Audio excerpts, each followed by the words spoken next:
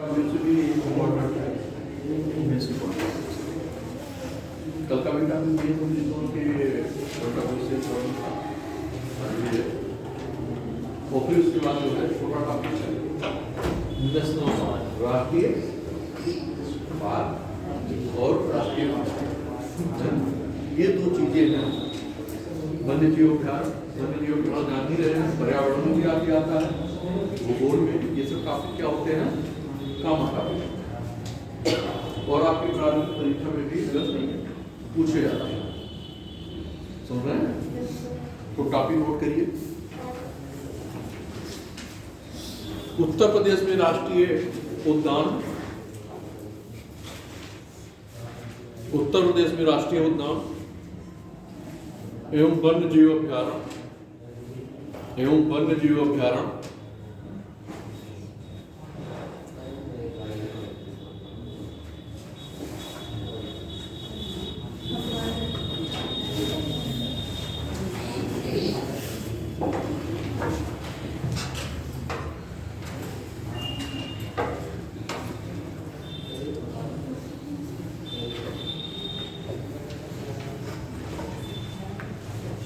अब आपको एक बात ये ध्यान देना होगा कि राष्ट्रीय उद्यान और वन्य जीव अभ्यारण्य क्यों बनाए जा रहे हैं?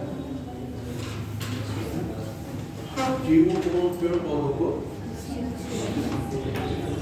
सुरक्षित रखने के लिए कि जो प्रजातियां विलुप्त होती जा रही हैं उन प्रजातियों को बचाए रखने के लिए, संरक्षण के लिए।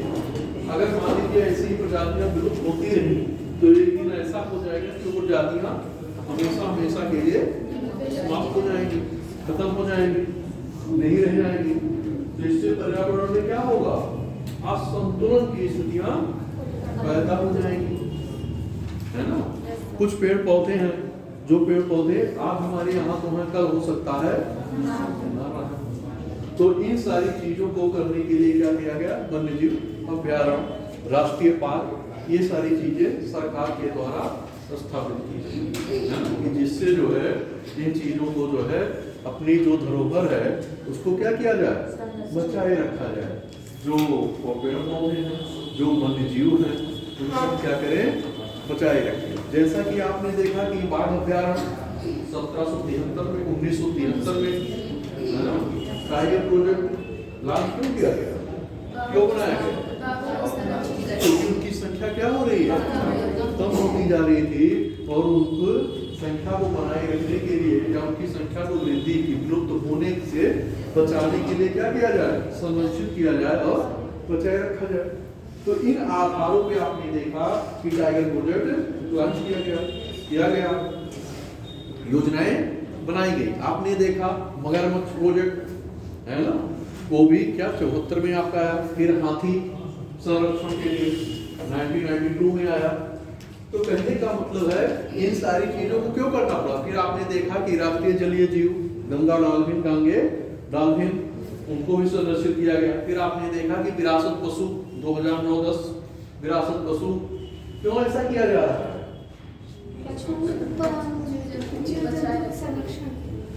क्योंकि ऐसा है कि वो विलुप्त होने के कगार पे हैं, तो उनकी संख्या को क्या किया जाए?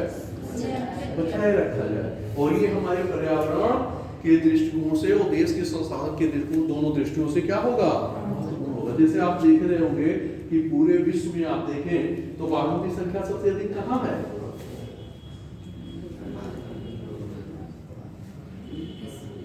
आप देखिए जब राष्ट्रीय बाघ गणना होती है तो आप देखिए गणना कितने दिन पे होती है? 4 साल। और वनगणना 2 साल, है ना? तो कहने का मतलब क्या है कि इनकी गणना क्यों की जा रही है? कि कितनी संख्या इनमें वृद्धि, कितनी संख्या इसमें वृद्धि और कितना कम हुआ। वनों की स्थिति में भी ये देखा जा रहा है कि कितनी वृद्धि हो रही है वृक्षावरण में और वनावरण में। कहीं घट रहा है और कहीं बढ़ रहा है। अगर घट रहा है तो इसका मतलब क्या है? संकट की स्थिति है, उसमें क्या किया जाए? सुधार किया जाए, है ना? तो बहुत सारी ऐसी जंतु, जैसे आपने देखा तेंदुआ, चीता क्या किया जा रहा है? भारत में दूसरे देशों से ला करके उसके अभ्यारण्य क्यों बनाए जा रहे हैं? इससे कि चीता जो हमारे यहाँ विलुप्तप्राय जंतु के रूप में हो गया था, उसको हम फिर से क्या कर लें, फिर से अपने देश में बसा करके उनकी संख्या को बढ़ाएं और उस संसाधन में हम क्या हो जाए, मजबूत हो। जो विलुप्तप्राय जंतु हैं उनको हम अपने यहाँ क्या करें, दूसरे देशों से जहाँ पे हैं उनको ला करके अपने यहाँ संरक्षित करें, है ना। ये इसीलिए तो आपने देखा होगा कि जो है चीते को ला करके अपने यहाँ कोनों से ला करके क्या किया गया है, रखा गया। ऐसी स्थितियां बनाई गई कि जहां उनको उनके अनुकूल स्थितियां पैदा की जाए, तो क्या किया जाएगा, पार्क बनाया जाएगा, अभ्यारण्य बनाया जाएगा और ऐसे स्थानों पे उनको प्राकृतिक रूप से जो उनका वास है, आवास है, उस रूप में वो व्यवस्थाएं क्या की जाएंगी, स्थापित की जाएंगी कि जिससे उनका विकास हो सके और वो सर्वाइव करें, उनकी संख्या में वृद्धि हो, है ना। और अगर नहीं होगा तो क्या स्थितियां होंगी, जब अगर विषम परिस्थितियां उत्पन्न हो जाएंगी तो किसी भी चीज के सर्वाइवल होगा, सर्वाइव करेगा नहीं कर पाएगा। तो उससे क्या चाहिए, उनको उसी आवरण में वैसा ही पर्यावरण, ऐसी ही स्थितियां क्या करनी पड़ेगी, कृत्रिम रूप से निर्माण करनी पड़ेगी, है ना। जैसे आपने देखा कि बहुत सारी चीजों पे क्या हो रहा है, मान लीजिए सड़कें बन रही हैं या जंगल क्या हो रहे हैं, कट रहे हैं, उनको क्या करना चाहिए, वैज्ञानिक आधारों पे उनकी कटाई की जानी चाहिए कि जिससे संसाधन का नुकसान भी ना हो और वन क्या है, यथावत बने रहे। जहाँ पे सघनता अधिक है या जहाँ पे पेड़ों की संख्या अधिक है उनको क्या किया जाना चाहिए, निकाला जाना चाहिए, काट के हटाया जाना चाहिए, और जहाँ पे है नहीं वहाँ पे उनको रोपित किया जाना चाहिए। इसीलिए आपने देखा कि इसी क्रम में सामाजिक मानकी क्यों आया, क्योंकि पर्यावरण जो संकट, जो ग्लोबल वार्मिंग की समस्या बढ़ रही है, अगर हम पर्यावरण में क्या करें, पेड़ पौधे लगाएंगे तो क्या हो जाएगा, ग्लोबल वार्मिंग, जो कार्बन डाइऑक्साइड, कार्बन मोनोऑक्साइड, जो ग्रीन हाउस गैसेज हैं, हाइड्रोफ्लोरोकार्बन, CFC, ये सारी चीज क्या होगा, कम होगा, है ना। और जब कम होगा तो पर्यावरण की दृष्टि से क्या होगा, अनुकूल होगा। और अगर ये सारी चीजें अनुकूलता होंगी तो आपके किसी क्षेत्र में भी क्या होगी, वृद्धि होगी, प्रोडक्शन बढ़ेगा, स्थानीय स्तर पे लोगों को रोजगार मिलेगा, उत्पादन की स्थिति बढ़ी, उत्पादन बढ़ा तो रोजगार बढ़ा, रोजगार जब बढ़ेगा तो विकास का स्तर क्या होगा, बढ़ेगा। और ये एक क्षेत्र में नहीं, विभिन्न क्षेत्रों में इसका परिणाम आपको देखने का, इसका प्रभाव है ना। ऐसा तो है नहीं कि एक ही जगह से कोई चीज उत्पन्न हो रही है, उसका व्यापक प्रभाव पड़ता है। अभी मान लीजिए कि आपका कृषि क्षेत्र क्या हो जाए, छोटा हो जाए, बहुत बिगड़ जाए, क्या स्थितियां उत्पन्न हो जाएगी,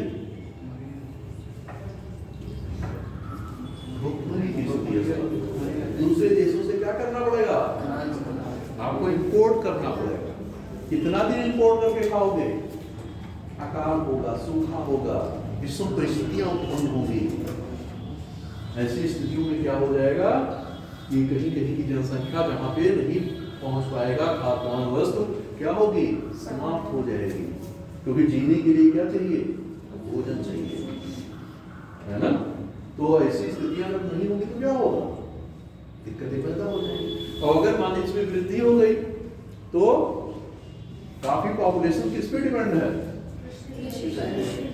वहां से आपको रॉ मटेरियल भी मिल रहा है, किसके लिए, उद्योगों के लिए।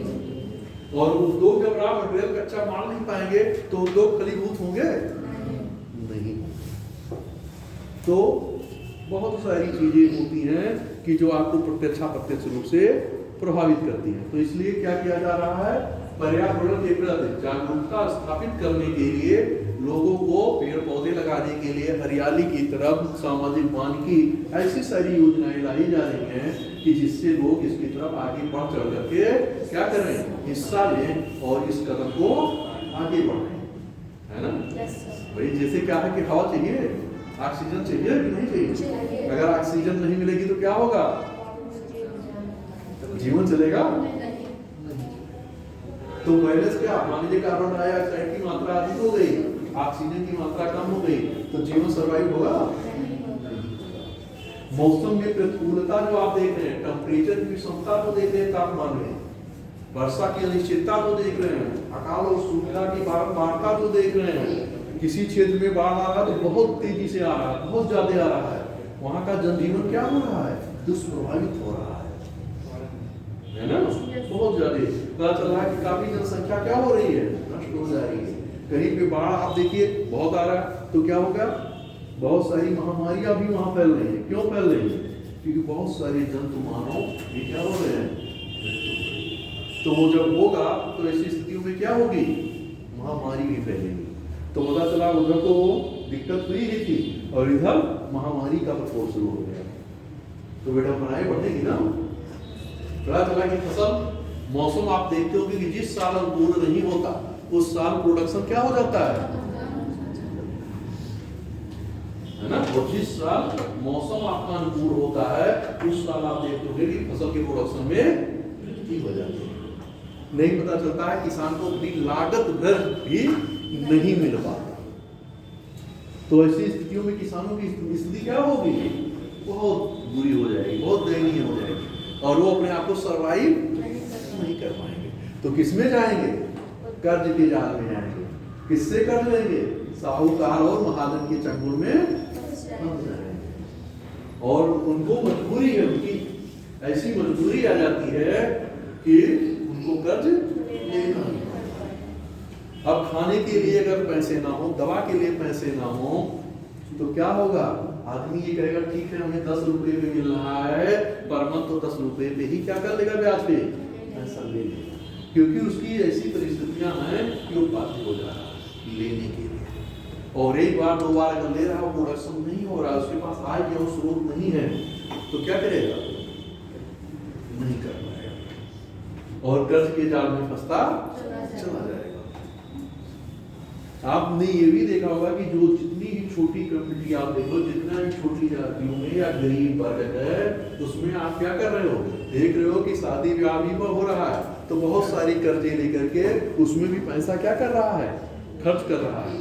तो वो भी उसकी स्थिति दयनीय बनाने में क्या है, एक महत्वपूर्ण भूमिका अदा कर रहा है, क्योंकि वो इस चीज को नहीं देख रहा है कि मेरी स्थिति नहीं है, मेरी क्षमता नहीं है, लेकिन क्या है इस समाज के दबाव में कि भाईचारे फला व्यक्ति का यहाँ ऐसी स्थितियां हुई थी, ऐसी व्यवस्थाएं थी और समाज मुझे क्या कहेगा कि मेरे यहाँ कोई फंक्शन हुआ तो मैं ऐसा कार्य नहीं कर रहा। तो कुछ तो वो अपनी स्थितियों से पहले ही परेशान है और कुछ समाज के दबाव के कारण वो अपनी स्थिति को उस समाज में स्थापित होने के लिए ही करने के लिए क्या हो जा रहा है, बाध्य हो जा रहा है। तो जब बाध्य हो जाएगा तो स्थितियां और बुरी हो जाएंगी। एक बार कर्जा लेगा 10 साल उसको क्या करेगा, तो उसकी स्थिति कैसे अच्छी होगी। ये व्यवहारिक रूप में आप लोग देख रहे होंगे अपने अगल बगल कि बहुत सारे लोग ऐसे आपको मिलते होंगे कि उनके साथ ये स्थितियां हैं और ऐसा बहुत लोगों के साथ मिली भी है। तो ये सारी चीज आपको क्या कर देगा, पीछे करेगा और अंत में स्थितियां क्या हो जाएंगी, पता चला वो कर्जा आप हो रहे थे, आने वाली पीढ़ियां भी उस कर्जे को क्या कर रही हैं। तो ये सारी विडंबनाएं होती। लिखिए, कुछ लिखते चलिए।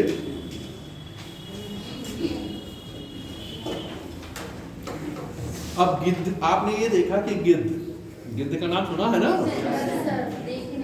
नहीं देखा, चलिए। तो गिद्ध क्या करते हैं, इनकी संख्या क्यों कम हो रही है, आपके प्रारंभिक परीक्षा में भी ऐसे प्रश्न पूछे गए, क्यों कम हो रही है। कुछ ऐसे भी था कि बीच में गिद्ध दिखने ही बंद एकदम खत्म हो गए थे।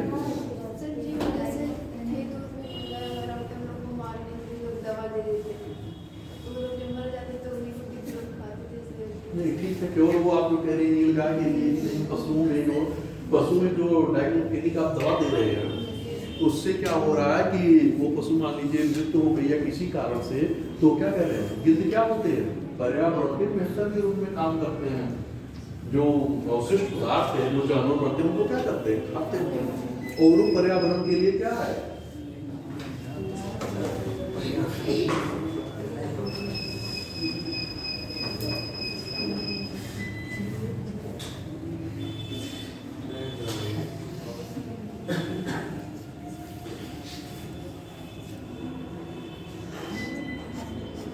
ऐसी स्थितियां क्यों होती हैं लाइट में, क्यों फ्लक्चुएट हो रही है?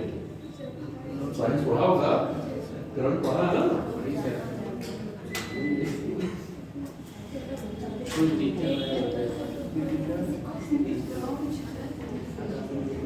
तो साइंस तो पढ़ा रहे थे कि आपको साइंस भी बताएं, क्यों? मैं तो ऐसे बस पूछ लेता हूँ कि जिससे आप लोग भी थोड़ा समझे ऐसा क्यों हो रहा है। क्लास के बाद हम चीजें हम बताते हैं।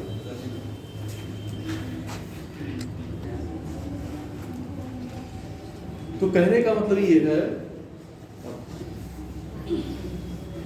कि किसी भी स्थिति का अगर हो रहा है तो आपके मन में जिज्ञासा होनी चाहिए कि ऐसा क्यों हो रहा है। कोई ना कोई कारण होगा। अगर आपने ये चीजें आपके मन में आने लगा, हर चीज के कारण निर्भर होगी, लेकिन अगर जो रीजनेबल है उस पर ढूंढे कि ऐसा क्यों हो रहा है, कोई कारण होगा तभी तो हो रहा है। उन कारणों को आपने ढूंढ लिया तो बहुत कुछ सीखना आपने सीख लिया, और सॉल्यूशन कैसे आ गया? उस कारण को खत्म कर दिया गया, उस कारण को खत्म कर दिया गया, समस्या का समाधान क्या हो गया? खत्म हो गया। तो इन चीजों को देखने के लिए अपनी दृष्टि को क्या करना होगा? खोलना होगा, समझने के लिए, सोचने के लिए। अपने कैनवास जो विजन है उसको क्या करना होगा? ब्रॉड करना, बढ़ाना होगा। और वो कैसे बढ़ेगा? धीरे धीरे बढ़ेगा। ऐसा नहीं कि आज स्पेस आपका इतना तो इतना हो जाएगा, नहीं, थोड़ा थोड़ा बढ़ेगा। लेकिन एक ऐसी स्थिति आएगी कि स्पेस काफी क्या हो जाएगा? ब्रॉड हो जाएगा, है ना? तो हमें अपने कैनवास को क्या करना है? बढ़ाना है, धीरे धीरे, एकाएक नहीं। एकाएक कर दोगे तो क्या हो जाएगा? स्थितियां क्या हो जाएंगी? नहीं समझेंगे, है ना? तो गिद्ध पे समझ रहे हो किस लिए किया जा रहा है? आपने ये देखा कि गिद्ध प्रोजेक्ट शुरू किया गया ना, गिद्ध के लिए योजनाएं बनाई गई कि जिससे क्या हो, गिद्धों की संख्या कम जो खत्म हो रही है उनको पुनः क्या किया जाए? स्थापित किया जाए, पुनः उनकी संख्या में वृद्धि की जाए। तो इसके लिए क्या किया जाएगा? कहीं ऐसा कुछ स्थल बनाया जाएगा, कोई प्रोजेक्ट लॉन्च किया जाएगा, तभी तो इनकी संख्या बढ़ेगी, ऐसे तो बढ़ नहीं जाएगी। तो चलिए गिद्ध प्रोजेक्ट पे हम थोड़ा लिख लेते हैं। देखिए, उत्तर प्रदेश सरकार की गिद्ध संरक्षण परियोजना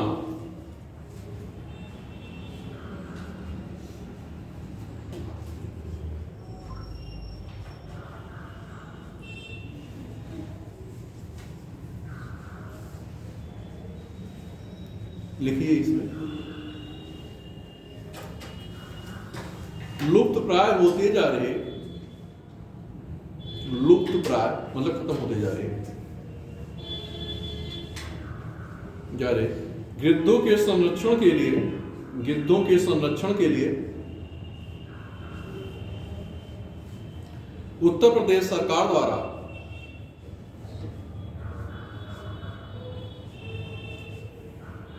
महाराजगंज जिले में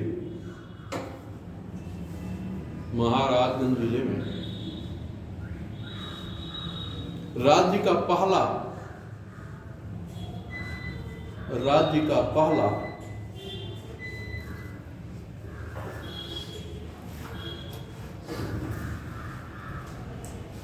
पहला गिद्ध संरक्षण और प्रजनन केंद्र, गिद्ध का संरक्षण और प्रजनन केंद्र, संरक्षण और प्रजनन केंद्र स्थापित किया गया है। ये क्वेश्चन आपसे प्रारंभिक परीक्षा में भी पूछा जा सकता है कि गिद्ध के संरक्षण और प्रजनन का केंद्र कहाँ स्थापित किया गया? प्रथम बार या पहली बार किस जिले में? ये प्रारंभिक परीक्षा में आपसे प्रश्न पूछा जा सकता है। तो उसका आपको ऑप्शन दिया रहेगा, उसमें से आप क्या आंसर देंगे? महाराज। ये भी पूछा जा सकता है किस कारण के लिए, क्यों ऐसा किया जा रहा है, इनकी संख्या क्यों कम हो रही है, ये आपके कारण के रूप में पूछा जा सकता है।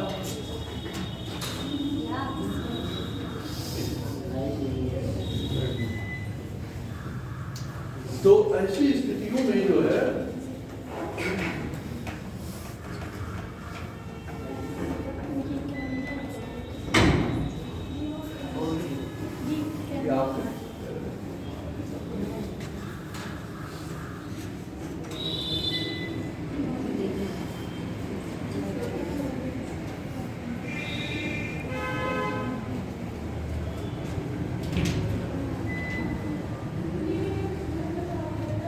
तो ज़्यादा हो जाएगा सब पूरे।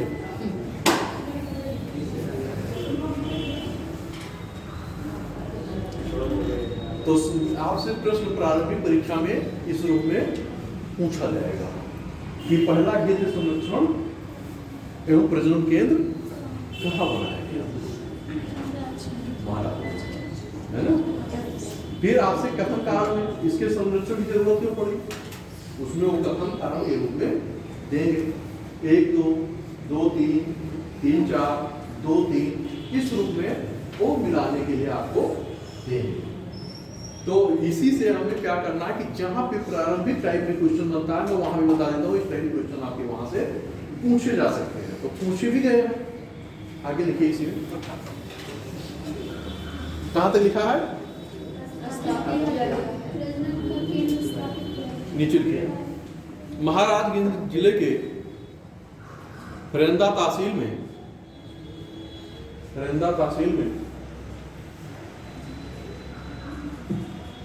5 हेक्टेयर जंगल, फरेंदा तहसील में 5 हेक्टेयर जंगल में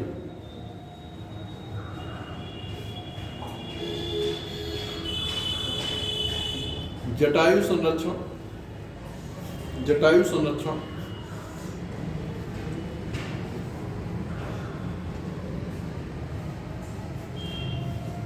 और प्रजनन केंद्र स्थापित किया जा रहा है।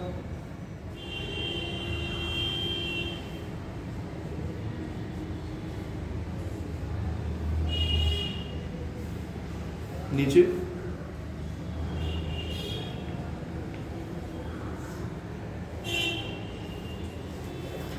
वैसे तो भारतीय महाद्वीप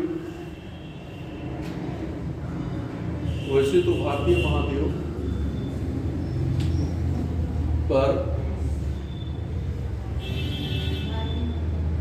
गिद्धों की 9 प्रजातियां महाद्वीप में यहाँ पर 9 प्रजातियां पाई जाती हैं।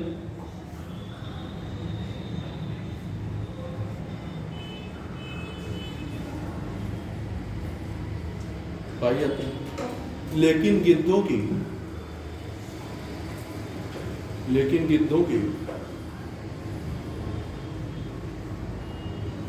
3 प्रजातियां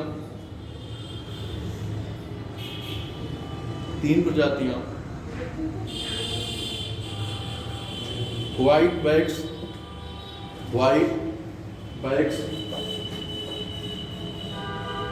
कमा लगा के लॉन्ग बिल्ड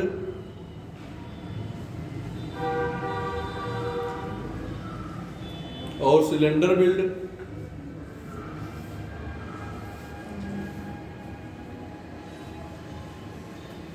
भारतीय वन्यजीव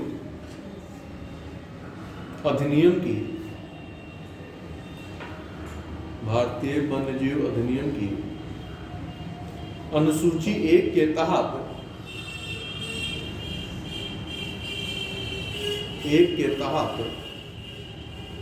संरक्षित है।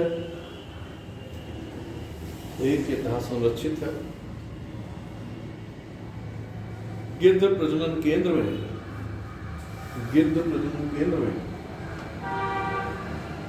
उनके प्रजनन और संरक्षण पर भी जोर दिया जाएगा।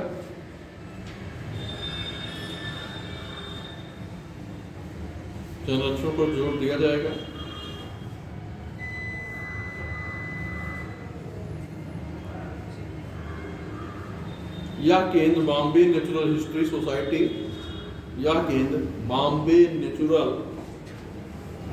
हिस्ट्री सोसाइटी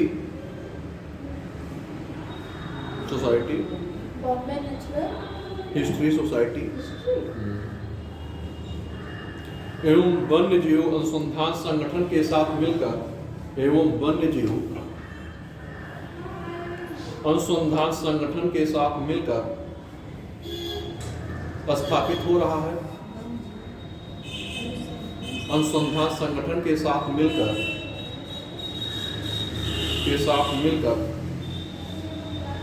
स्थापित हो रहा है।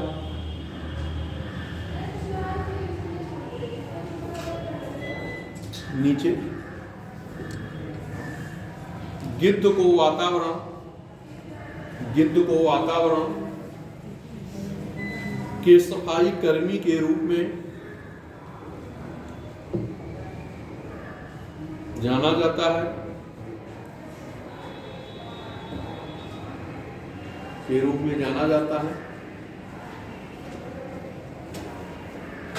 क्योंकि यह मरे हुए पशुओं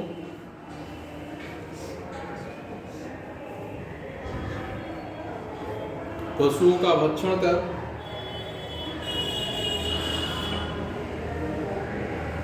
पर्यावरण को स्वच्छ रखता है,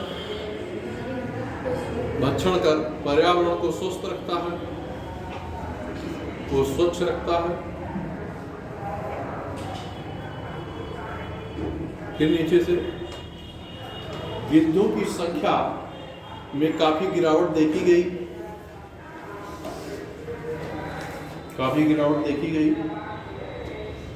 जिसका प्रमुख कारण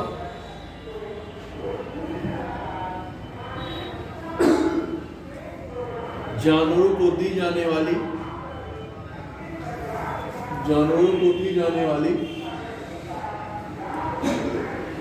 दर्द निवारक दवा डिक्लोफेनिक थी। फिर नीचे डिक्लोफेनिक,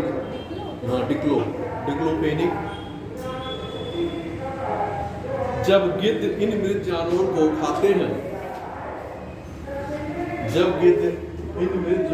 खाते थे तो यह दवा उनके शरीर में प्रवेश कर जाती थी। इस दवा को खाते हैं तो यह इनके शरीर में प्रवेश कर जाती है और इनकी किडनी को दुष्प्रभावित कर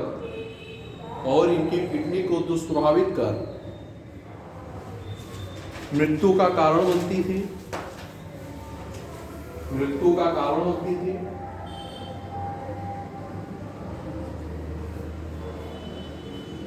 क्या होगा जो प्रभावित होगा, क्या स्थितियां होंगी? सर्वाइव कर पाएगा? मानो कि आर्गन, मान लीजिए जो इंटरनल आर्गन है प्रभावित हो जाए, काम करना बंद कर दें तो जीवन चलेगा? नहीं चलेगा ना। तो यही काम वो क्या कर रहा है, डिक्लोफेनिक दवा क्या कर रही है? वही चीज उसको समाप्त करने के लिए क्या अपनी भूमिका निभा रही है।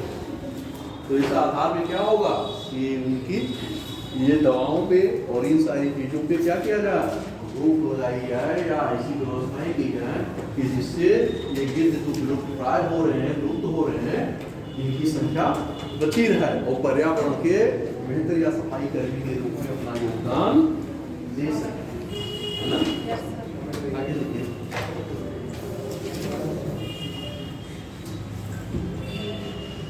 गिद्ध संरक्षण परियोजना के द्वारा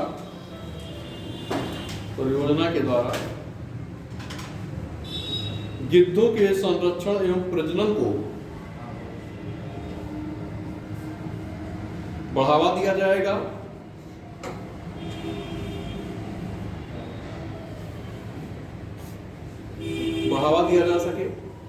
क्यों बढ़ावा दिया जा सके? ताकि ये क्या कर रहे हैं, सफाई कर्मी के रूप में अपनी भूमिका निभाते रहे। देखिए, ताकि ये पक्षी अपने वातावरण के सफाई कर्मी की भूमिका के लिए सुरक्षित रह सके। सफाई कर्मी की भूमिका के लिए सुरक्षित रह सके। जब इनकी संख्या नहीं होगी, ये होंगे ही नहीं, तो सफाई कर्मी की भूमिका कैसे निभाई जाएगी? नहीं होगा ना। आप लोगों ने पढ़ा होगा इतिहास में समाधिकरण, पूर्ण समाधिकरण, समाधिकरण में पूर्ण समाधिकरण, आंशिक समाधिकरण और अग्नि के माध्यम से शरीर को भस्म करना, 3 प्रकार की चीजें पढ़ाई गई हुई हड़प्पा सभ्यता। इसे बार पढ़ा होगा, आप नहीं पढ़ेंगे और लोग काफी लोग हैं जो पढ़े हैं, है ना? ऐसा तो है नहीं कि प्राचीन इतिहास नहीं पढ़ाया गया हुआ, पढ़ाया गया है। ठीक है, तो पहले भी आपने इतिहास सब्जेक्ट आता होगा, प्राचीन इतिहास होगा, बीए में आपने पढ़ा होगा, अगर इंटर में आपने तो इंटर में पढ़ा होगा, 6, 7, 8 में पढ़ा होगा, तो ये नहीं आप कह सकते कि एकदम पढ़ाई नहीं है, एकदम नया है ना? ये क्या गिद्धों की बात मैं पहली बार सुना, तो ऐसा भी नहीं है कि गिद्धों की बात आप पहली बार सुन रही है, बहुत बार सुना है, देखा भी होगा, किसने देखा? अब जो क्या हो सकता है कि शहरों में तो बहुत मुश्किल है सीखना, लेकिन जैसे ग्रामीण पीढ़ी का होगा वहाँ आपको वैसे संख्या बहुत कम है, विलुप्तराय की स्थिति है। तो पहले तो बहुत देखते थे, पहले जो है बहुत देखते थे। अब क्या हो रही है कि पहले जानवरों को ये दवाएं नहीं दी जाती थी, जानवरों को दवाएं जब दी जाने लगी तो क्या हुआ, इनकी संख्या भी क्या हो रही है, खत्म होती जा रही है। इसलिए ऐसी योजनाओं का निर्माण करना पड़ा कि जिससे इन्हें बचाए रखा जाए और ये पर्यावरण के क्या है, ये उपयोगी, क्योंकि सफाई कर्मी की भूमिका निभा रहे हैं ना। नहीं होगा तो जानवर मामले जो मर रहे हैं, तो जो है पता चलेगा क्या होगा, बहुत सारी जब सड़ेंगे, सड़न होगी तो अगल बगल का वातावरण कैसा होगा, वो और लोगों को प्रभावित करेगा ना, नहीं करेगा।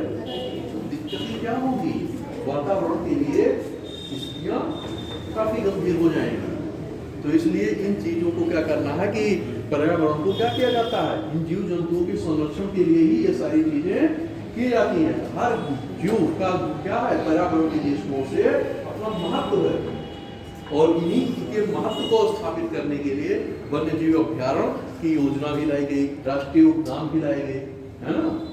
इसीलिए आपको 73 में टाइगर प्रोजेक्ट हुआ, फिर मगरमच्छ प्रोजेक्ट, फिर हाथी संरक्षण योजना, है ना, फिर गंगे डॉल्फिन की बात आई, फिर विरासत पशु की का। तो कहने का मतलब क्या है कि इस पर्यावरण को संरक्षित करने के लिए ये ऐसी योजनाएं लाई जा रही हैं, जिससे क्या होगा कि जो आम जन है वो भी इसकी प्रति क्या होगा, जागरूक होगा और इसमें अपना योगदान देगा, है ना। अब आई वन्य जीव पे हम लोग थोड़ा बात कर लिख लेते हैं।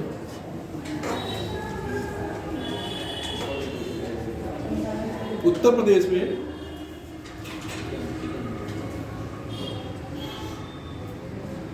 वन्यजीव अभ्यारण्य के समक्ष उत्पन्न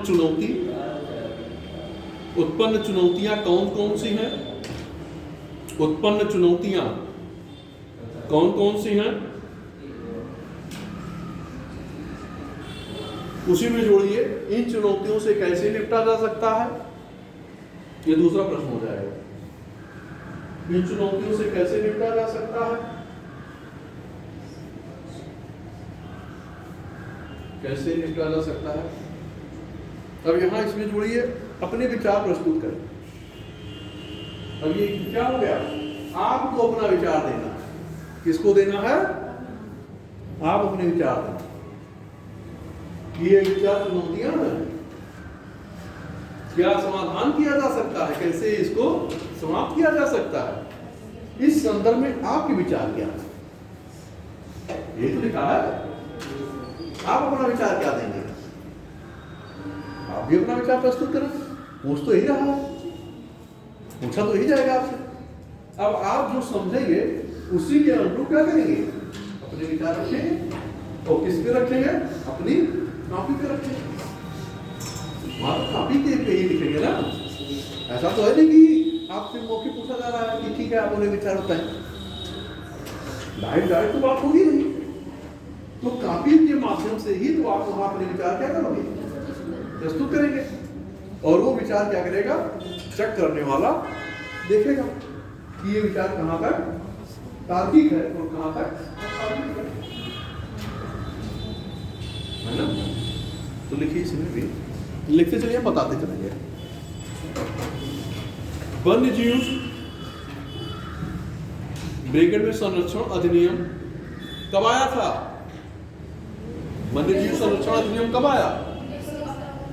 1972 में। आपसे ये भी कुछ क्वेश्चन पूछा गया है प्रारंभिक परीक्षा में, पूछा भी जा सकता है कि वन्य जीव संरक्षण अधिनियम कब पारित किया गया, इसका उद्देश्य क्या है।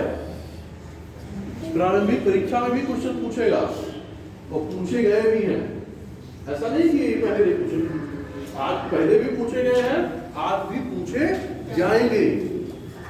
ऐसा नहीं कि नहीं पूछे जाएंगे, हो सकता है इस साल नहीं, अगले साल, अगले नहीं हो सकता उसके बाद, फिर पूछे जरूर जाएंगे, किसी न किसी परीक्षा में जरूर पूछा जाएगा।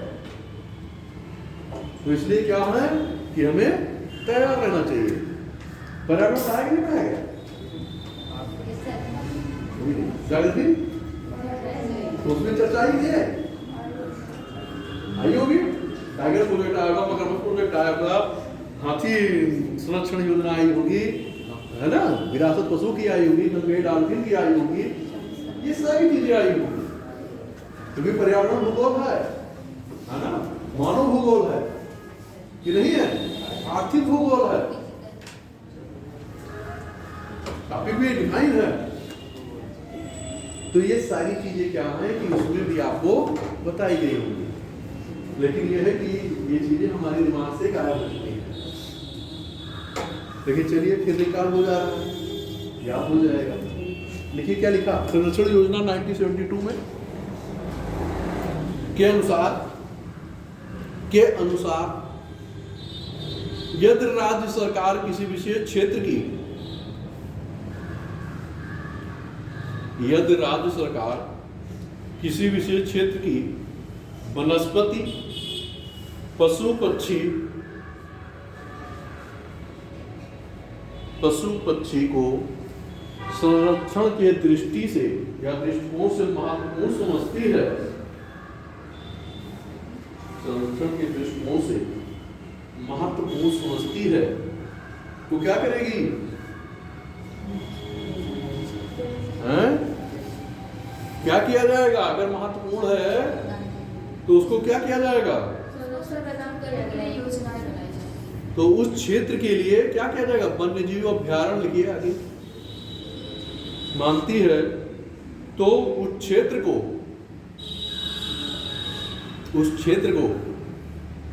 वन्य जीव अभ्यारण्य के रूप में, वन्य जीव अभ्यारण्य के रूप में घोषित कर सकती है, घोषित कर सकती है।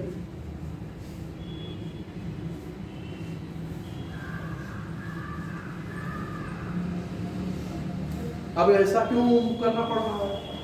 ऊपर आपने लिखा है कि अगर क्षेत्र विशेष की वनस्पतियां, मतलब पेड़ पौधे, बहुत सारे पेड़ पौधे हैं, बहुत सारी जड़ी बूटियों के लिए है, औषधि के लिए है ना, बहुत सारी इमारती लकड़ी के लिए है, बहुत सारे प्रकार के पौधे होते हैं। तो सबका क्या है? अपना अपना महत्व है। आर्थिक महत्व भी है, पर्यावरण के दृष्टिकोण से भी महत्व है।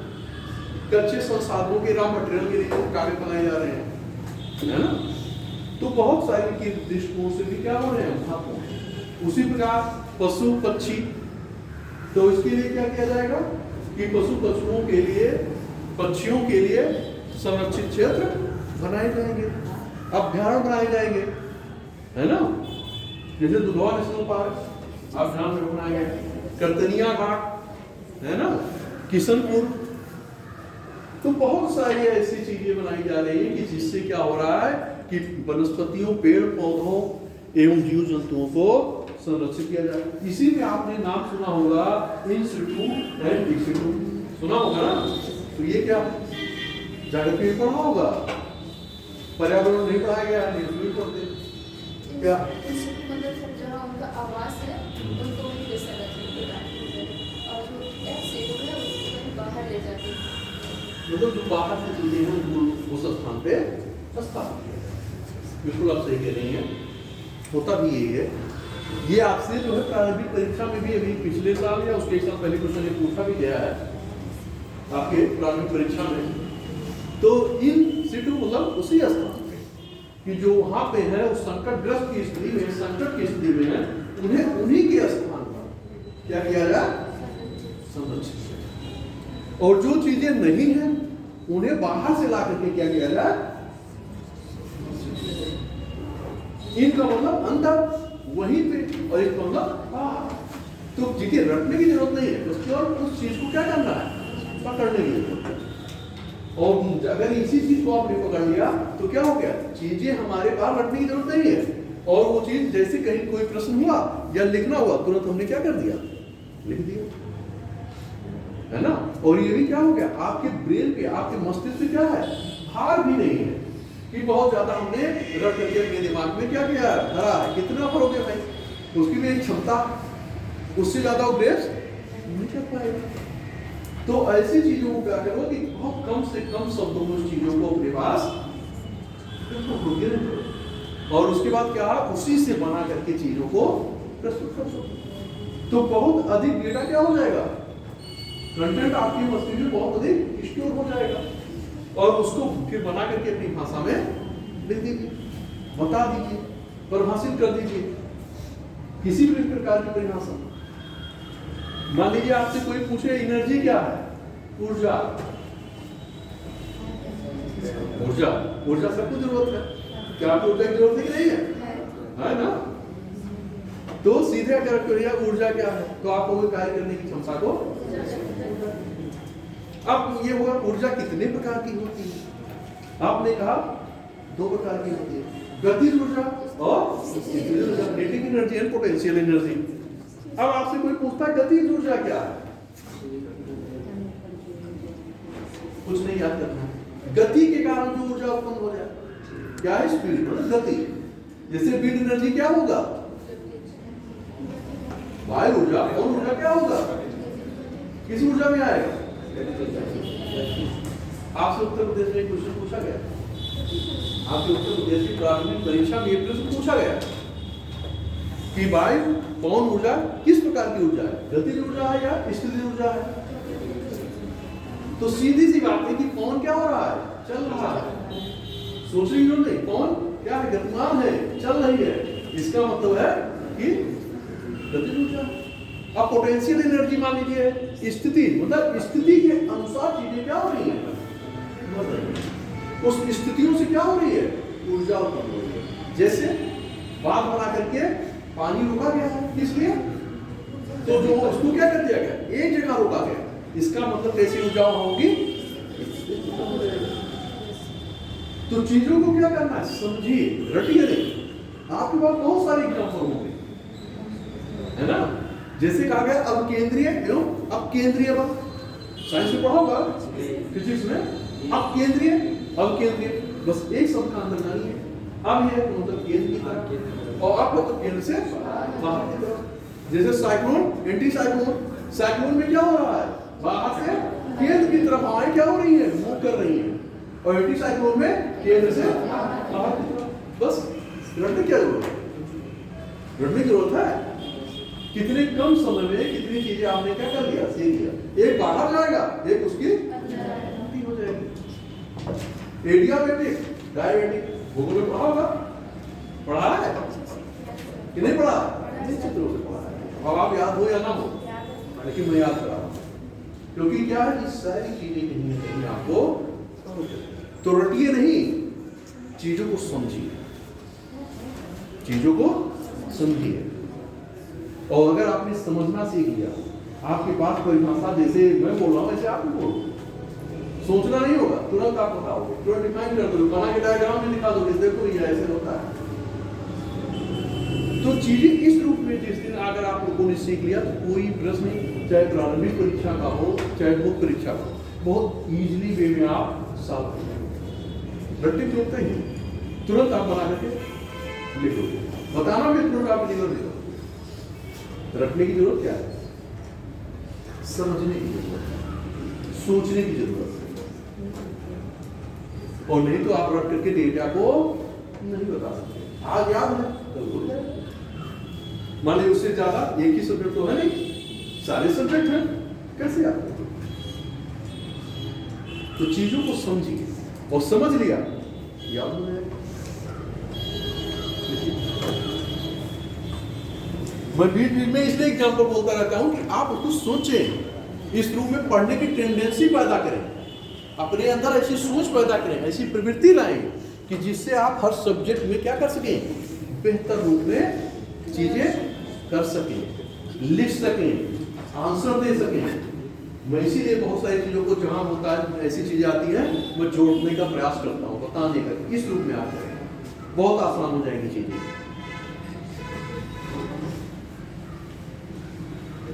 इसमें एग्जाम्पल एक दो दे दिया, कहां तक लिखा है, वन्यजीव अभ्यारण्य के रूप में घोषित कर सकती हैं। लिखिए, जैसे एक दो लिख दीजिए, चंद्रप्रभा, किशनपुर वन्यजीव विहार आदि।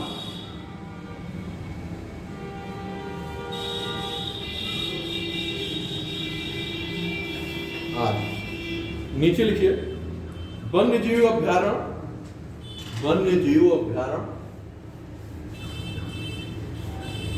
प्रजातियों की संख्या में वृद्धि, यही तो करेगी। वन्यजीव अभ्यारण्य क्यों लाया गया है? अभी आपने ऊपर लिखा पेड़ पौधों, पशुओं, जीव जंतुओं को संरक्षित करने के लिए, इसीलिए तो लाया गया है। तो इनकी संख्या में अगर ये होगा तो क्या होगा, वृद्धि होगी। पर्यावरण के लिए क्या होगा, तो क्या लिखा,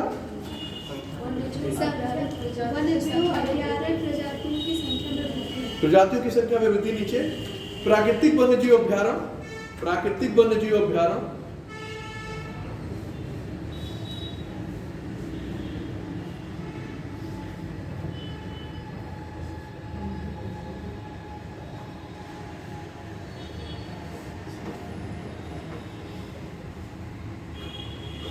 वन्यजीव अभ्यारण्य नहीं, ये रुक जाइए, प्राकृतिक परिस्थितिकी तंत्र को संरक्षित करने, गलत काटिए, वन्यजीव अभ्यारण्य, मैं फिर से बोल रहा हूँ, वन्यजीव अभ्यारण्य प्रजातियों की संख्या में वृद्धि, यहां तक लिखा। अब लिखिए, प्राकृतिक पारिस्थितिकी तंत्र को, क्योंकि रिपीट हो जा रहा है ना, डबल दो बार हो जा रहा है, इसलिए वही लाइन दो बार हो जा रही है। प्राकृतिक पारिस्थितिकी तंत्र को संरक्षित करने,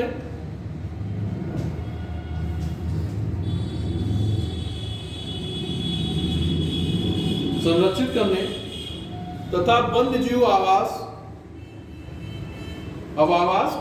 आवासों की रक्षा करते हैं। हालांकि वन्यजीव अभ्यारण्य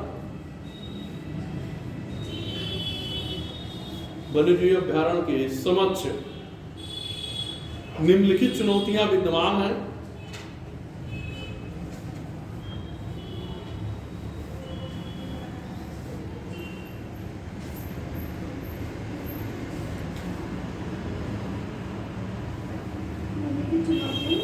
उपस्थित हैं, लिखिए चुनौतियां।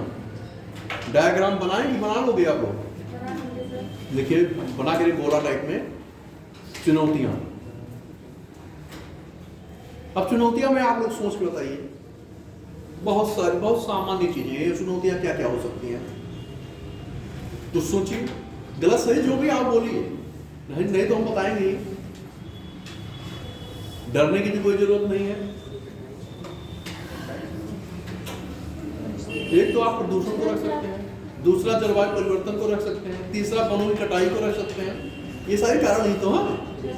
देखिए, विभिन्न प्रकार के प्रदूषण या प्रदूषकों का पहुंचना, अवैध शिकार,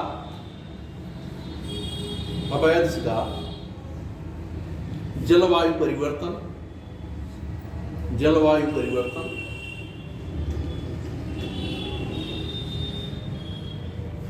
वन्य जीवों के आवास का विनाश, वन्य जीवों के आवास का विनाश, जहां वो रहते हैं का विनाश, वनों की कटाई,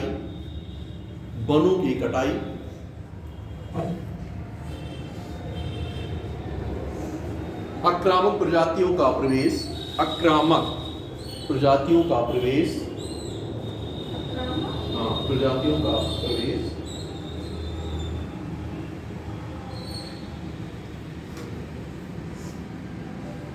और भी कोई कारण हो सकता है?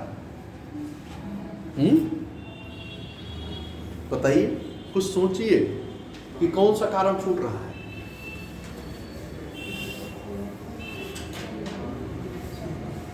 पढ़िए अपने डायग्राम को।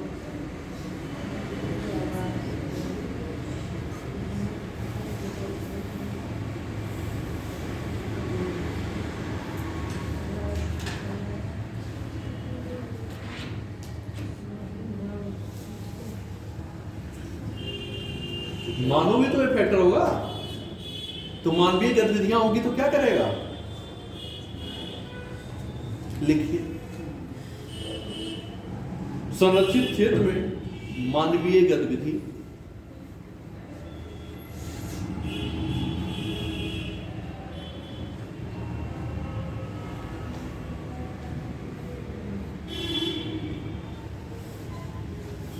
अब अवैध जो शिकार हो रहे हो किस लिए हो रहे हैं? आप लोग जानते हो किस लिए हो रहे हैं? तस्करी के लिए। बहुत सारी चीजें क्या की जा रही हैं कि जिन पशुओं को मारने पे या उनके खालों को निकालने के लिए बहुत सारी ऐसी चीजें हैं कि उससे क्या हो रही है? उससे दवाएं बन रही है ना, मादक पदार्थ बन रहे हैं, बहुत सारे पता चल रहा है खाल के लिए, पता चल रहा है चमड़े के लिए। तो क्या हो रहा है? अवैध शिकार करके उनको क्या किया जा रहा है?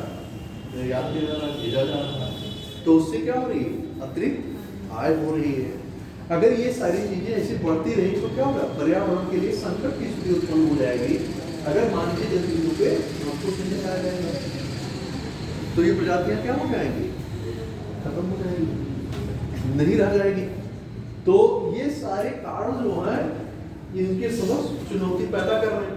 अब इन चुनौतियों से निपटने में क्या कि वनों की कटाई पे रोक लगाया जाए, अवैध शिकार पे लगाया जाए, जो ये जलवायु परिवर्तन की स्थितियां हैं ये ऐसी स्थितियां किया जाए कि जलवायु परिवर्तन में कमी हो, पर्यावरण के दृष्टिकोण से क्या हो, बेहतर हो, अनुकूलता स्थापित की जा सके, है ना। तो बहुत सारे ऐसे कारण हैं कि जो ये चुनौतियां उत्पन्न कर रहे हैं। और इनमें से क्या किया जाए? जैसे आप देख रहे हो कि राष्ट्रीय पार्क है, अभ्यारण्य है, तो आपने ये देखा होगा कि राष्ट्रीय पार्क है, राष्ट्रीय उद्यान है, तो क्या मानवीय गतिविधियां उसमें है? अगर प्रवेश की अनुमति है, अब है कि नहीं ये आप जाने, है ना। वन्यजीव अभ्यारण्य है ना, खुला उद्यान है।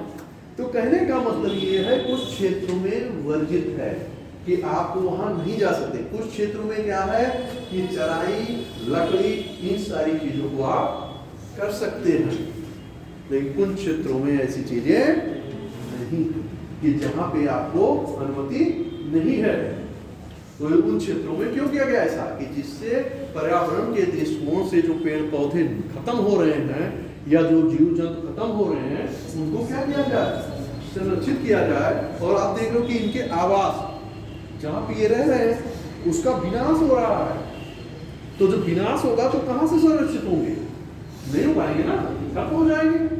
जहां पे आप को रहना हो अभी वहां से फ्लड कर दिया जाए, कहां रहोगे? नहीं रह पाओगे।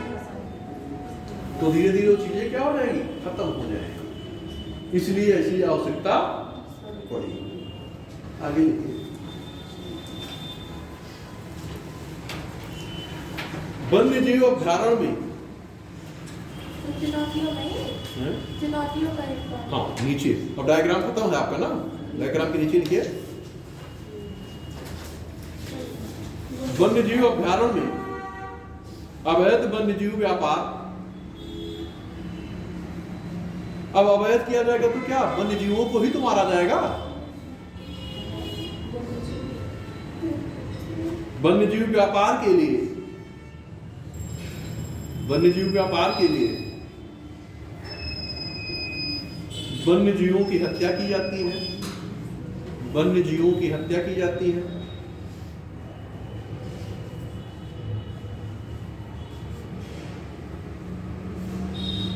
प्रकाश आ रहा है मतलब प्रकाश लिखने में दिक्कत नहीं हो रही है।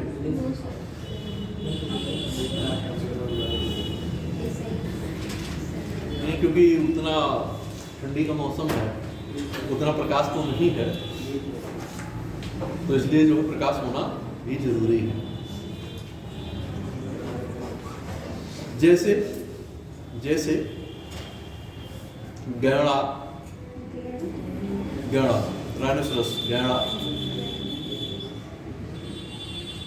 हाथी,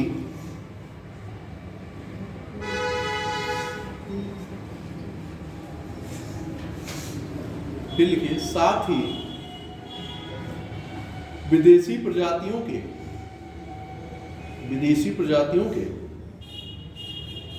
इस क्षेत्र में प्रवेश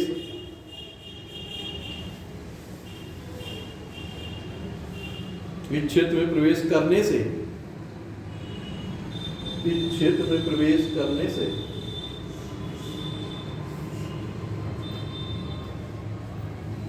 विलुप्ति के कगार पर खड़ी, आप लोग चेंज कर ले रहे हैं ना लाइनें उस हिसाब से।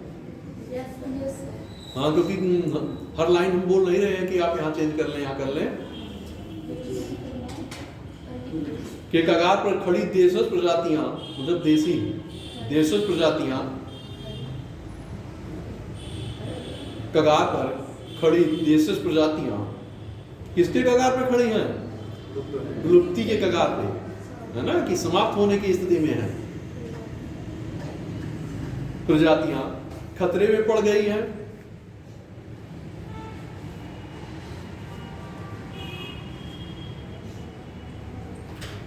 फिर नीचे से वहीं अनेक प्रदूषक पदार्थ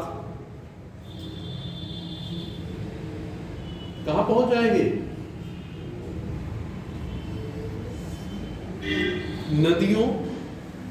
नदियों एवं वायु के माध्यम से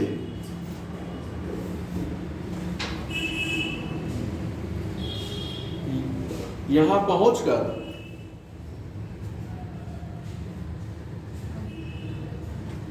वन्यजीव एवं पादपों को नकारात्मक रूप से प्रभावित करते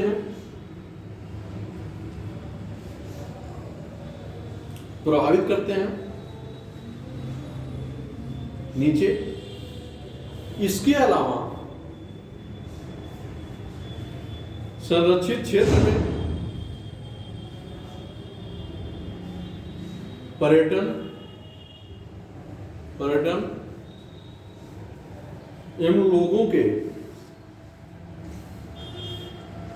लोगों के द्वारा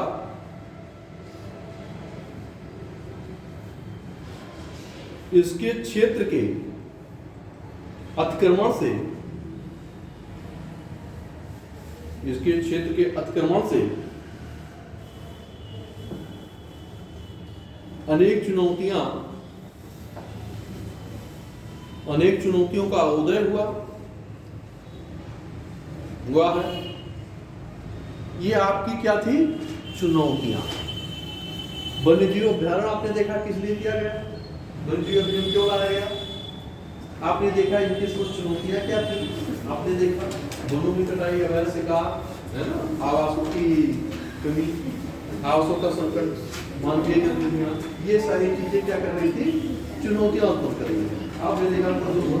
अब प्रदूषण क्या है कि नदी के पानी में घुल रहा है, वायु में घुल रहा है, तो जो सांस आप लेंगे, जो पानी पिएंगे, वो क्या होगा? दूषित है ना। वायु भी क्या है? दूषित है। तो उससे आपका क्या होगा? सर्वाइव करेंगे? नहीं हो पाएगा। तो क्या होगा कि उसका विपरीत प्रभाव पड़ेगा किस पे?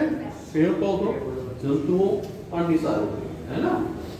अब हम इसके लिए हमने और भी आपको ऊपर नोट कराया था कि इन उपयुक्त चुनौतियों को हम कैसे दूर करेंगे, इसके उपाय क्या है। और इसमें आपने लिखा था कि अपने विचार प्रस्तुत करें या प्रकट करें। तो आप लोग उपाय बताएं, हम लोग क्या करें। हमने आपको चुनौती बता दी है कि चुनौतियां ये चुनौतियां हैं। अब इसके आप उपाय बता दें कि ये चुनौतियां हमारी क्या हो जाए, खत्म हो जाए। भाई जो चुनौतियां आई है सामने उन्हीं को खत्म करना है। अभी मैंने बताया कि कारण जो है उसको क्या कर दीजिए, समाप्त कर दीजिए, निदान कर दीजिए। समस्या का निदान हो गया ना। मान लीजिए आप किसी को बुखार है, उसको बुखार की दवा मिल गई, बुखार क्या हो गया, खत्म हो गया, है ना। तो इसी प्रकार जो चुनौतियां आपके सामने या इस प्रश्न के सामने उपस्थित है, उसी को क्या कर दिया जाए, काट आउट कर दिया जाए, समाप्त कर दिया जाए। वो चीजें स्वतः ही क्या हो जाएगी, खत्म हो जाएगी। तो बताइए, सोच के बताइए। 2 मिनट में आपको समझ देता हूँ।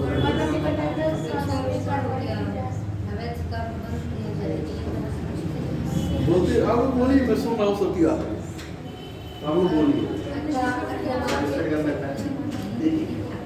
दोनों की कटाई के क्या किया जाए, अवैध शिकार पे क्या किया जाए, कड़ाई से क्या किया जाए, जो अवैध शिकार करते हुए पकड़ा जाए उसके ऊपर क्या दंड का प्रावधान किया जाए, कि जिससे लोग क्या करें कि ऐसी गतिविधियों में शामिल होने से डरे या लिप्त होने से डरे। कि वही तो दंडात्मक कार्रवाई का प्रावधान किया जाए। है भी, ऐसा नहीं कि नहीं है, लेकिन फिर भी क्या हो रहा है कि जो अवैध तस्करी की जा रही है, बहुत सारी चीजें क्या हो रही है कि पकड़ने, इसके लिए क्या किया, मॉनिटरिंग सिस्टम की व्यवस्था की जाए। और आज जो टेक्नोलॉजी आ रही है, सैटेलाइट व्यवस्था, उसके माध्यम से क्या निगरानी तंत्र विकसित किया जाए, है ना। अगर मॉनिटरिंग आपकी क्या हो गई, अच्छी तरह से हो रही है, मान लीजिए क्या हो रहा है कि नेटवर्क डेवलप नहीं है, लाइनें डेवलप नहीं की गई, तो क्या होगा, सैटेलाइट के माध्यम से क्या कर सकते हो, आप कनेक्टिविटी को जोड़ सकते हो। सैटेलाइट मतलब उपग्रह के माध्यम से भी क्या देख रहे हो कि आप वो इंटरनेट भी चल रहा है, मोबाइल डेटा। तो कहने का मतलब क्या है कि ऐसी चीजें डेवलप की जाए कि जिससे इन चीजों पे क्या हो सकता है, रोक लगाई जा सकती है ना। जो प्रदूषण का लेवल है, उस प्रदूषण पे क्या किया जाए, नियंत्रण किया जाए, है ना। तो नियंत्रण कैसे होगा कि पर्यावरण के अनुकूलता पे होगा। कार्बन डाइऑक्साइड, जितने सारे प्रोडक्ट हैं जो आपके पॉल्यूशन पैदा कर रहे हैं, उनको ऐसा बनाया जाए कि वो प्रदूषण, जैसे क्या है एनर्जी, आप थर्मल एनर्जी, मैक्सिमम योगदान किस एनर्जी का, तापीय ऊर्जा का, थर्मल एनर्जी का, उस एनर्जी को क्या किया जाए, कम किया जाए। रिन्यूएबल एनर्जी, उसको क्या किया जाए, बढ़ाया जाए। तो इससे भी क्या होगा, काफी हद तक जो है इन स्थितियों में परिवर्तन आएगा। तो कहने का मतलब क्या है, आपको खुद ही यहीं से सोच करके इसकी निदान की आप लिख सकते हो, है ना। और ज्यादा नहीं लिखना है, आप एक एक लाइन लिखते चले जाइए, आपको निदान क्या हो गया, 7-8 पॉइंट है, और 7-8 लाइन आपके निदान में हो गया। इससे ज्यादा आपको स्पेस कहाँ मिलेगा, क्योंकि मैक्सिमम क्या लिखना है, 200 वर्ड्स। 200 वर्ड्स में आप क्या करोगे भाई, वन्यजीव अभ्यारण्य के विषय में आप 3-4 लाइन लिखोगे तो क्या हो गया, आपके 30-40 शब्द क्या हो गए, वहां खत्म हो गए। पता चला चुनौतियां आपने लिखा, तो पता चला आपकी चुनौतियां क्या हो गई, आपकी चुनौतियां भी क्या हो गई, वो पता चला कि आपके 100 कोर्स हो गए, पता चला 100 से प्लस पहुंच गए। फिर क्या हुआ कि आप उसको क्या कर रहे हैं कि जो उपाय में बताना है उसको लिखते हुए आपकी सब संख्या क्या हो गई, यही तो है। उपयुक्त चुनौतियों को दूर करने के उपाय निम्नलिखित हैं। उपयुक्त चुनौतियों को दूर करने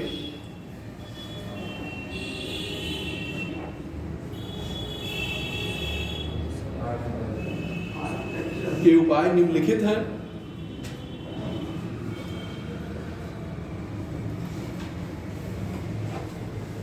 आक्रामक प्रजातियों को प्रतिस्थापित कर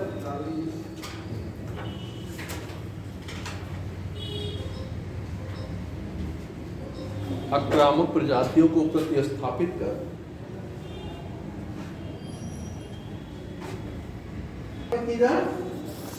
देसी प्रजाति। आपके समझ में तुरंत आती है ना कि जब आक्रामक प्रजातियों को आप यहाँ से हटाओगे तो किसको स्थापित करोगे, स्थानीय प्रजातियों को। तो देखिए, स्थानीय प्रजातियों को स्थापित कर प्रजातियों को बढ़ावा दिया जाए या स्थापित किया जाए, ताकि अभयारण्यों की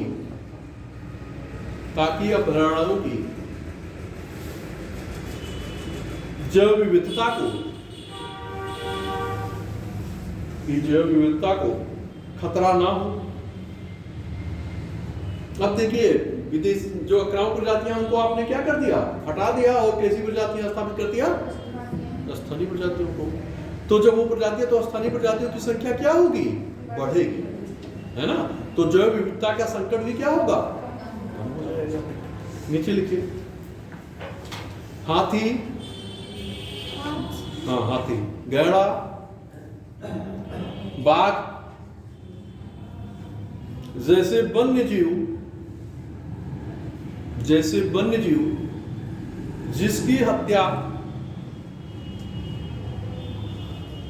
हत्या किस लिए की जा रही थी,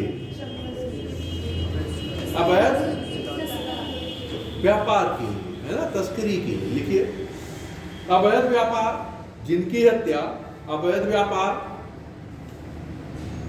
के लिए होती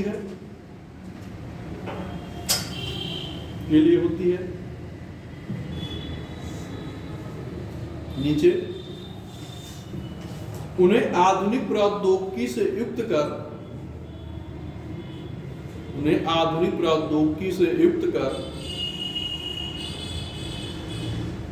ट्रैकिंग प्रणाली,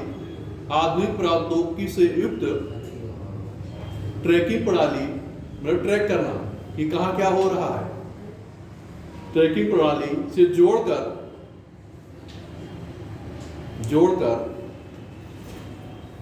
संरक्षित किया जाए,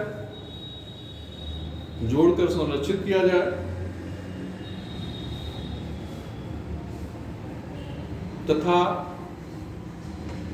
अवैध गतिविधि में संलिप्त लोगों को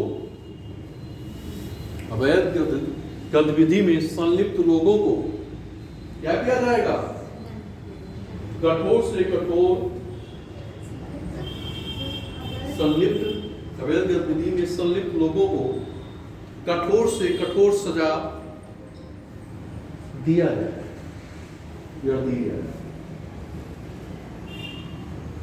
अब अगर इस प्रकार की चीजें होंगी तो क्या होगा, लोग डरेंगे कि अगर मान लीजिए हम पकड़े गए अवैध हत्या करते हुए पशुओं की तस्करी के लिए या अवैध व्यापार के लिए, तो हमारे साथ क्या होगी, कठोर से कठोर कार्रवाई की जाएगी, है ना।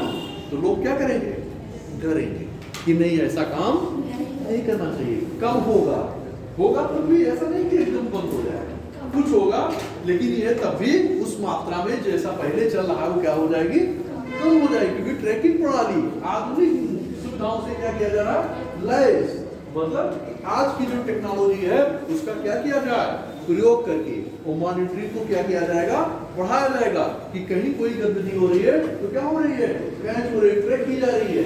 तो जैसे मान लीजिए वनों के क्षेत्रों में अन्य जगहों पे ऐसी सुविधाएं नहीं है, तो क्या होगा, सैटेलाइट के माध्यम से क्या किया जाएगा, उनकी मॉनिटरिंग को बढ़ाया जाएगा धीरे धीरे। आप देखिए बहुत सारी जगहों पे जहाँ दुर्गम स्थितियां हैं, वहाँ पे जो क्या है, मोबाइल नेटवर्क या इंटरनेट कनेक्टिविटी नहीं हो रही है, तो क्या किया जा रहा है, उपग्रह संबंधी जो सैटेलाइट है उसके माध्यम से इन सुविधाओं का प्रयोग किया जा रहा है। बात समझ आ रही है। आगे, वन्य जीव अधिनियम 1972 नीचे के प्रावधानों को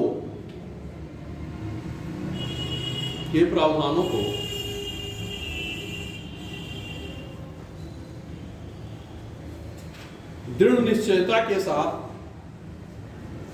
क्रियान्वित किया जाए।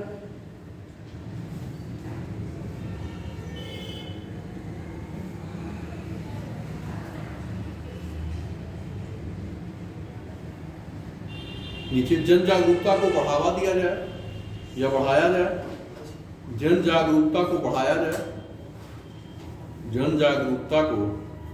जाए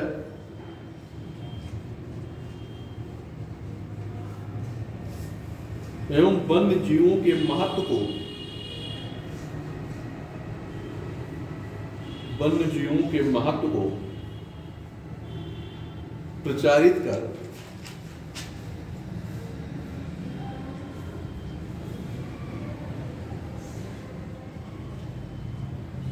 स्थानीय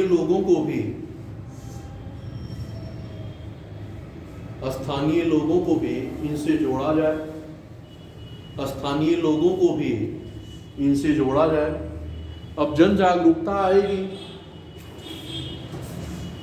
वन्य जीवों के संरक्षण के विषय में वो जागरूक होंगे, लोगों को जोड़ा जाएगा, तो ऐसी चीजें क्या होंगी, कम होंगी। इससे पर्यावरण के लिए क्या होगा, स्थितियां बेहतर होगी। जो पेड़ पौधे जंतु विलुप्त हो रहे हैं उनकी विलुप्तता में क्या होगी, कमी आएगी, है ना। तो जब आप इस चीज को जानेंगे तभी तो जागरूकता आई, और जब जानेंगे, जागरूकता पैदा की जाएगी, तो आप इन चीजों का महत्व समझोगे कि ये कितना लाभप्रद है, किसके लिए, हमारे लिए, पर्यावरण के लिए, सबके लिए इनकी आवश्यकता क्या है, इनका महत्व क्या है। तो आप उसकी जब इनका महत्व और आवश्यकता सारी चीजें समझ जाओगे तो क्या करोगे, उन चीजों को जो दूसरा भी करना चाहेगा उसको आप क्या करोगे, रोकने का प्रयास करोगे कि नहीं, ऐसा नहीं करना चाहिए। आगे लिखिए।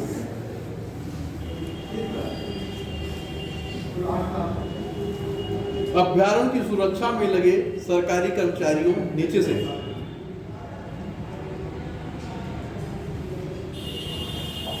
लगे सरकारी कर्मचारियों की जिम्मेदारी तय कर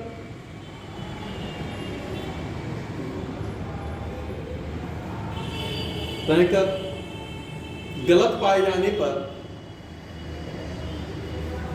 दंडित किया जाए। मतलब जो कार्य आपको सौंपा गया है, अगर आप उन कार्यों को नहीं कर रहे हैं तो इसको में क्या किया जाए, इसके एवज में आपको दंडित किया जाए, क्योंकि आपको जो उत्तरदायित्व दिया गया है आप उसका निर्वहन नहीं कर रहे हैं। और आपकी नियुक्ति किस लिए की गई है, इसीलिए की गई है, तो इसलिए आपको क्या किया जाए, दंडित किया जाए। आगे, वन्य जीवों के आवास और उनके पुनर्वास व संरक्षण को बढ़ावा दिया जाए।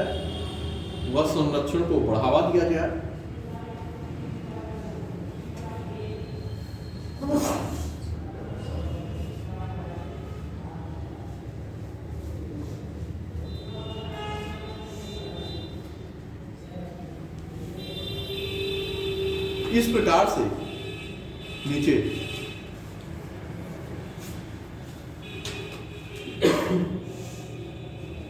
उपयुक्त उपायों का, जो आपने उपाय भी ऊपर लिखा है इसीलिए उपयुक्त लिखा जा रहा है, उपायों का सफल क्रियान्वयन कर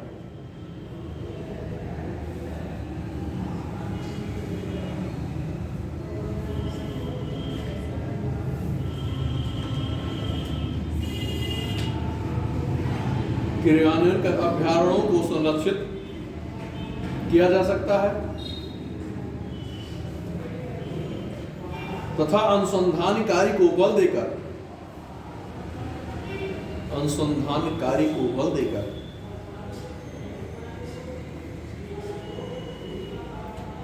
इस क्षेत्र में जलवायु परिवर्तन से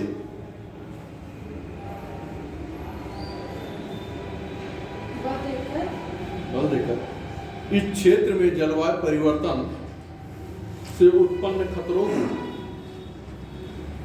कम किया जा सकता है,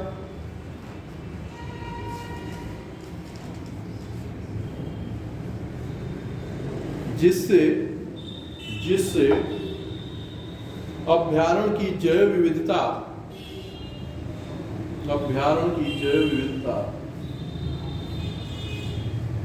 को पोषण प्रदान हो सके।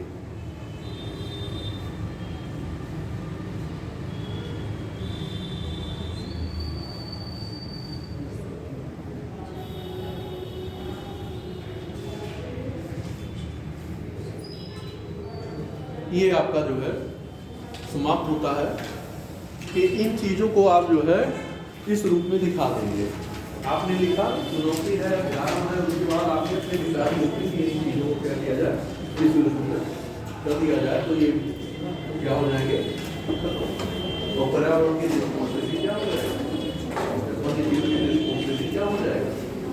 अब जैसे मान लीजिए कुछ परियोजनाएं आपसे जैसे पूछी जा रही है ना, मान लिया पूछ दिया गया कि बड़ियाल परियोजना, मगरमच्छ परियोजना है ना, या विभिन्न परियोजनाओं का उल्लेख करते हुए है ना, उत्तर प्रदेश के संदर्भ में विभिन्न परियोजनाओं का विवेचन कीजिए, इनका उल्लेख कीजिए, इसके महत्व को बताइए।